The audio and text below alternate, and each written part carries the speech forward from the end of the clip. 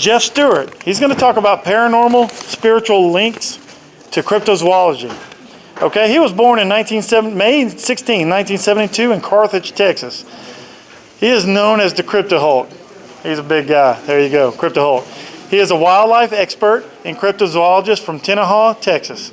Jeff was raised in the Sabine River bottom and could run a trot line and trap line before he could read or write. Raised in the woods, he learned tracking and trapping along with every aspect of being the epitome of the word outdoorsman. There is no better or more all-around knowledgeable outdoor expert in the East Texas woods.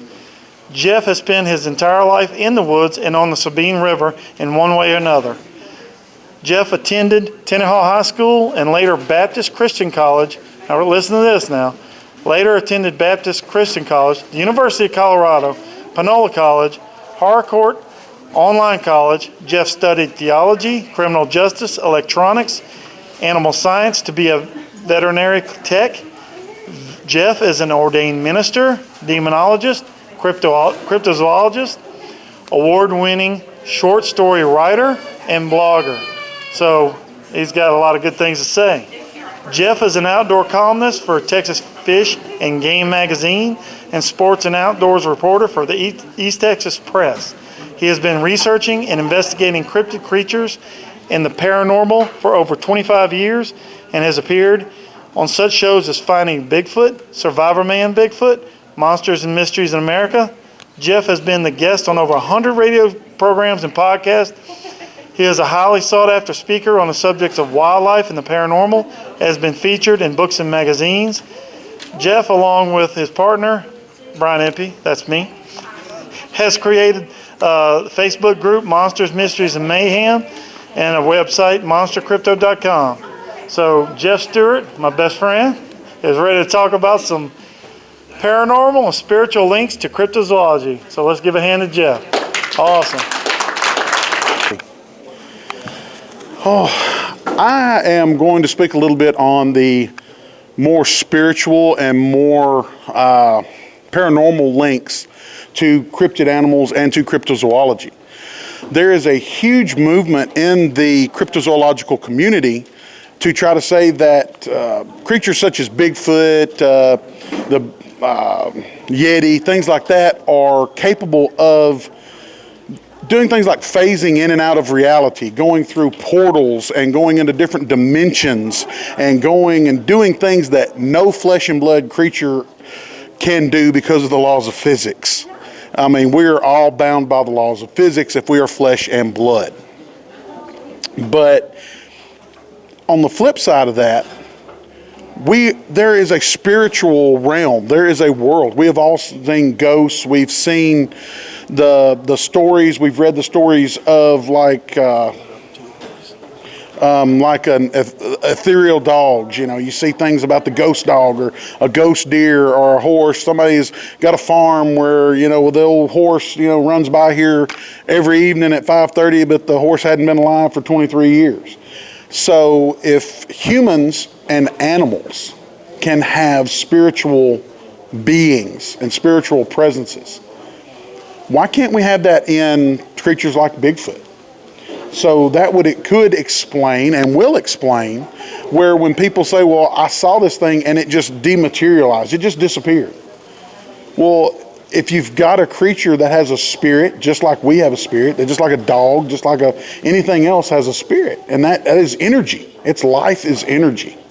And that energy has to have somewhere to go. One of the things that science teaches is energy never just totally disappears. You can transfer energy.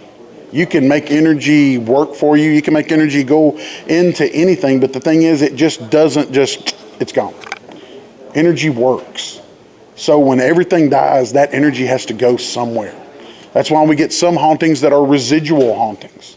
You get an active haunting. You get different kinds of hauntings whenever you're talking about the paranormal. In the woods, I've witnessed it myself. On some of the property that I have, ever since I can remember, there's been the story of old mossback, a deer that has been seen for the past 40 years down there, 40, 45 years. Deer don't live that long. But this same deer, and it's been shot at by every hunter that's ever hunted down on this property, and people are like, I know I hit it, but there was no blood, there was no anything. This thing just disappeared after I shot at it. So that being said, that gives credence to, what is this animal? What's going on here? Well, I've even witnessed it. So I've been studying it. I started doing different things to try to prove that, other animals, not just human beings, that there are spiritual aspects. So I started recording every hunt that I do, everything that I go. And I have physically seen deer with my naked eye while I have a camera mounted to my body and see the deer, go home, and there's no deer on the video camera. There's nothing there. I'm saying there was a deer standing right here. Why is there not one on this camera? So it proves, in my mind at least, of course it proves nothing to anybody else because there's nothing on the camera. But in my mind, I'm saying, okay, now I need to go further. I need to use this in my cryptozoological research, in my Bigfoot research. And I'm going out and I'm seeing things, and I see, a lot of times in Bigfoot research, we don't see like Bigfoot standing there and it's a 100% clear, oh my gosh, there he is, I see him like I'm seeing you. You catch a fleeting glimpse of something going through the woods. Well, when you go there should be tracks, there should be something. If the dirt, the mud, whatever's soft enough for me to step on it and make a track, it should be soft enough for whatever was there to make a track, and you go there and there's no track. Well, does that mean I just imagined it? Not necessary. What it can mean is that it was there, but it was there in a more spiritual sense rather than a physical sense. And I have put up the cameras in these areas, and I have caught some really unique energies, not necessarily pictures of Bigfoot, so to speak. And these are areas that I've had sightings in. But I get light in places there shouldn't be light in a photograph. A nighttime photograph with a camera that is a zero flash. It is what they call a blackout camera. It uses no infrared and it uses nothing. So, you've got a flash of light in the middle of the woods, in the middle of the night, in the middle of 5,000 acres that no one has access to but you. Where's that light coming from? We have been down on this piece of property with my research partners, and we have seen lights out in these woods, and when you walk towards them, they just disappear. And this is all on property that I've been researching for decades. This is all on property that it's very hard to get access to. I mean, you go through 3 locked gates to get into this property.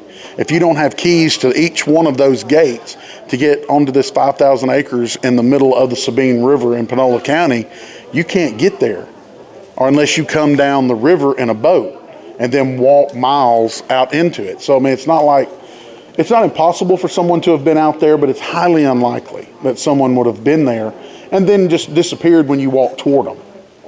So there's definitely a spiritual, there's definitely I hate to say ghost, but for the better, without better terminology, there's some kind of a presence there.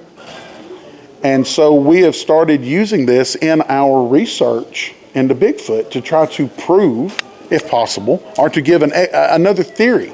Even if you don't believe, in ghosts, if you don't believe in any of that, it's okay. You may believe in the portal theory and that they can go between dimensions and all of that kind of stuff. That's okay too. Theory, that's what's wonderful about theories. Until we prove everything, your theory is just as good as mine, someone else's theory, everybody's theory is great, and it's all thought-provoking. But I'm half Native American. I'm half Scottish. So I was raised Christian, but I also have the Native American culture, Native American beliefs ingrained within my faith. And we were taught that every living thing, whether it be plant or animal, has a spirit. Every living thing. It does not matter what it is. And we respect that spirit. Whenever we do anything, we pay homage to that spirit. When we take a deer to put in our freezer, we pray for that deer. Because that deer is more than just some dumb animal that we shot. You know, this animal deserves reverence. It deserves something. And so when we're looking into Bigfoot, you know, they have a spirit. And in the Native American culture, in our culture, they have far more of a connection to the spirit world than we as human beings do. They are more closely intertwined with Mother Nature than we are as human beings. We have forgotten Mother Nature. We have gotten away from Mother Nature. We have gotten away from our spirituality. We've put our spirituality into a book rather than into what it's supposed to be. And I'm not putting down anybody's religion. No, I don't mean to do that. That's not where that's going. Where that's going is the fact that these creatures, just because they're an animal, does not mean they do not have a spirit that's got to go somewhere whenever they die. And when they die, that spirit can remain in those woods. And that spirit can be seen by you. It can be seen by me. That spirit, it can disappear. It can manifest. It can float. It can look 12 feet tall. It can look 3 feet tall.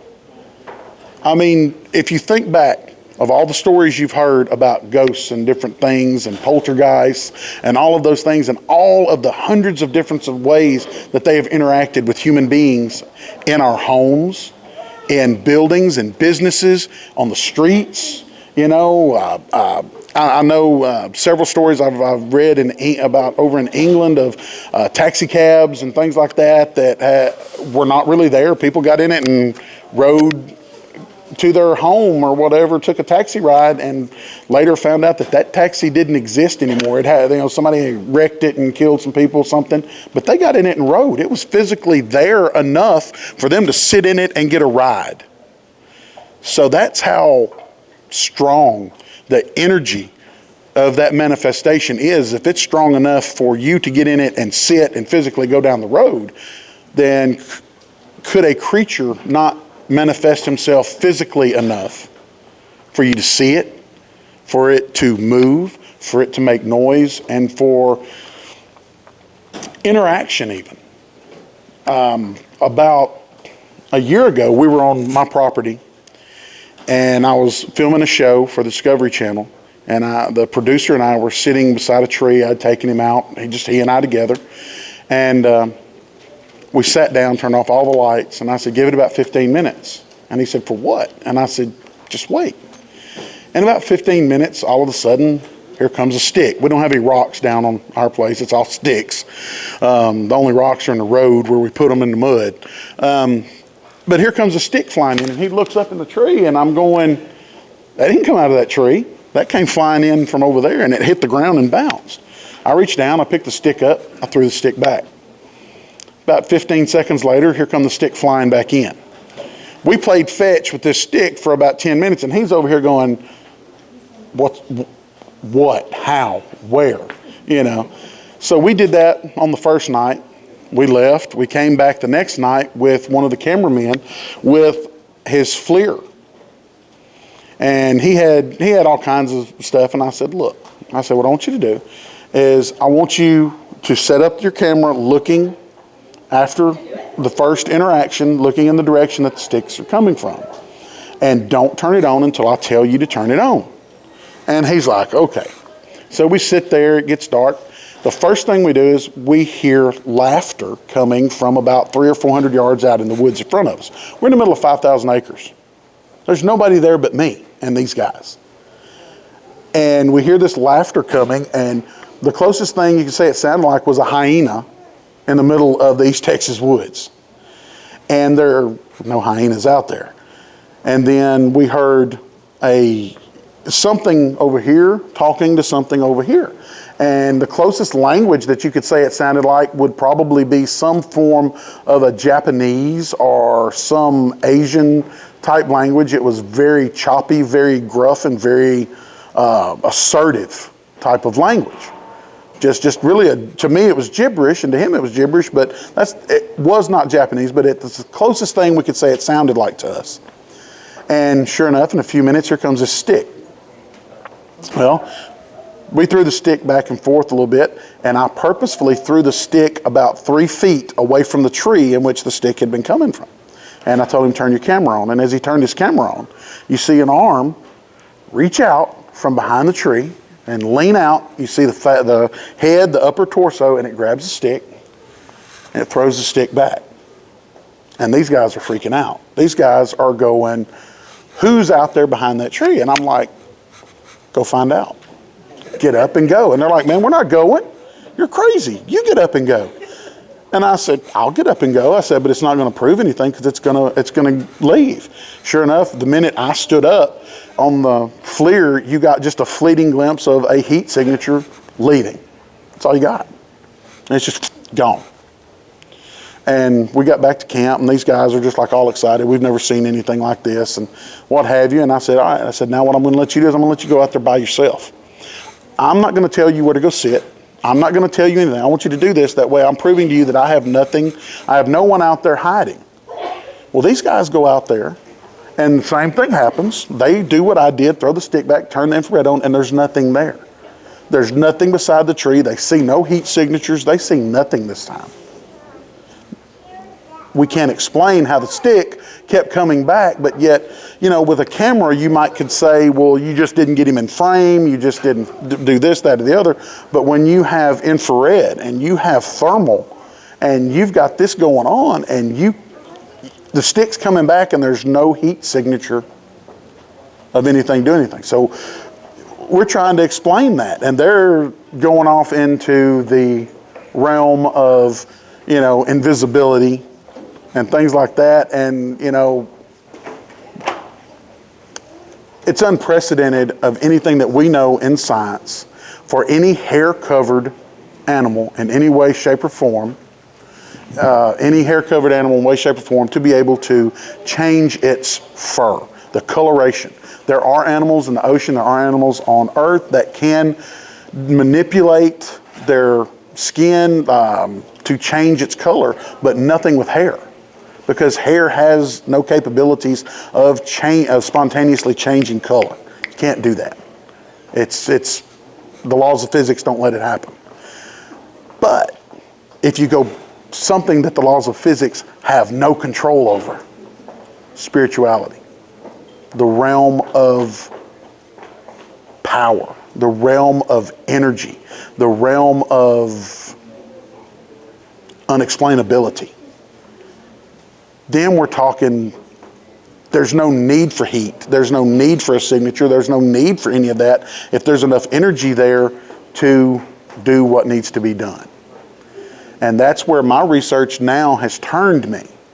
Instead now of going after the flesh and blood creatures that I have been face to face with and I have seen, now I am turning back towards my ancestors, towards my Native American beliefs, to go into the spiritual realm and see where that takes me with my study of cryptozoology.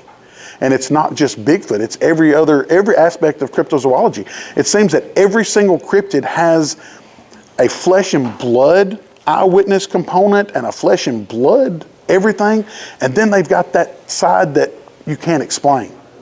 Everything from the chupacabra, there's the Texas blue dogs that we can go down in South Texas and touch and get blood samples from and everything. But then there's the chupacabra from Puerto Rico and Mexico and the Latin culture that is more mystical, that is more of a not being able to see it and touch it and feel it kind of thing, comes in your house and disappears as quick as it comes type sightings. So we've got to turn our view of cryptozoology just a little bit and not totally go to where we're saying, okay, it's got to be transdimensional, and even though it's a flesh and blood creature, it can do all of these things that no other flesh and blood creature can do. I don't discount that. That's fine if that's the way your work and your study and your belief goes. You're welcome to it because it's your right. But I tend to think we've got more of a spiritual and more of a afterlife thing going on. And as of now, I'm in the fledgling stages of doing this. And so far, I don't know anybody else that is doing this with me around here, you know, other than the people that are, you know, directly involved with me. And we're hoping to have, maybe by next year, maybe some really good groundbreaking evidence of some kind to maybe prove that the woods are haunted, and not haunted with people, haunted with animals that have made up our legends and our lore, because these creatures go all the way back as far as when the first human beings crossed the land bridge and came to North America. They brought some of these legends with them, but some of these legends were born right here. And there's a reason for those legends. Something happened. They saw something. They experienced something. Somebody, they didn't have TV back then. They couldn't watch a movie and have a nightmare, They couldn't watch what some sci-fi director created and then their imagination took over. These are people that only knew what they touched, what they smelled, and what they saw with their two eyes in the world that existed. So if they drew a picture of a 10-foot tall something walking on two legs with big arms and all that, that's because they saw that. They didn't see it on TV, they saw it in real life. And all of that transfers into what we have today.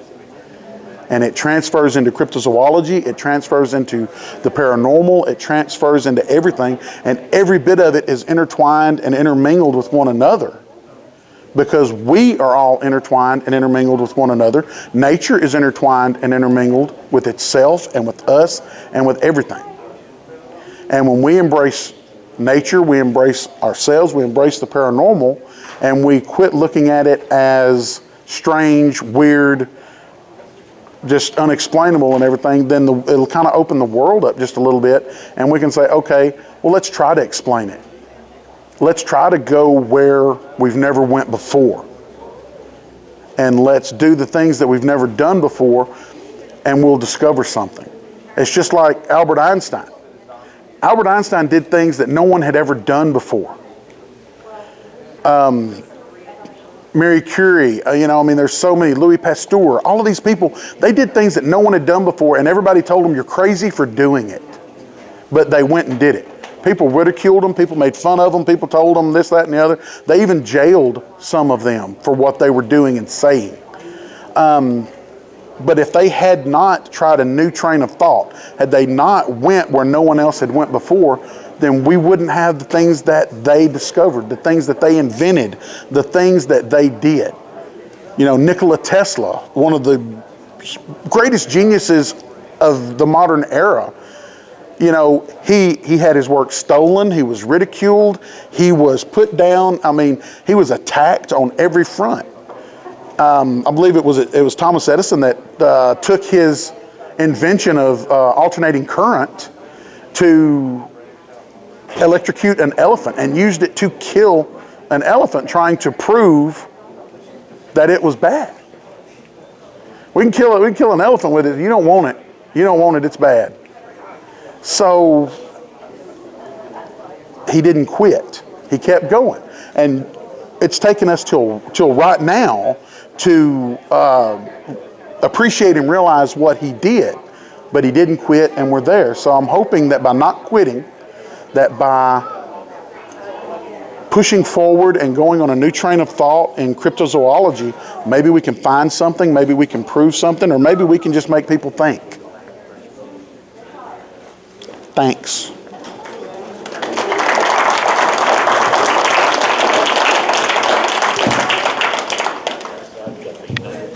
All right, again, that was Jeff Stewart.